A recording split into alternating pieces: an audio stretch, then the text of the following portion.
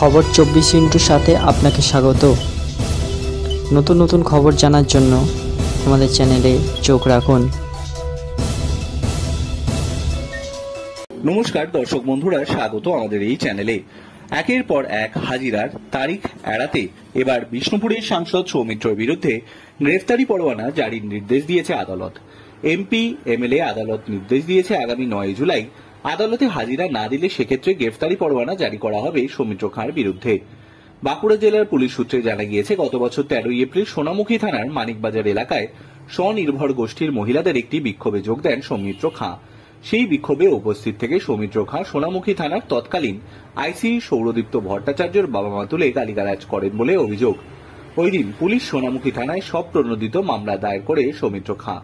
সেই মামলায় আদালত বারে বারে অভিযুক্ত সৌমিত্র খাঁকে আদালতে হাজিরার নির্দেশ দিলেও সৌমিত্র খাঁ হাজিরা না দেওয়ায় শেষ পর্যন্ত আদালত 9 জুলাই এর সময়সীমা বেঁধে দিল সৌমিত্র খাঁকে।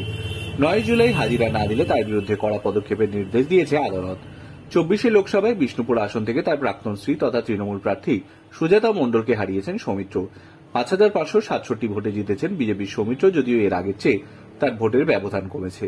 তবে ভোটে জেতার পর দিল্লিতে বসে দলের বিরুদ্ধে ক্ষোভ উগড়ে দিয়েছেন সৌমিত্র খাঁ। কিন্তু ভোটের ঝক্কি পেরোনোর পর আবারও বড় বিপাকে সৌমিত্র। ব্যুরো রিপোর্ট, খবর 24x7।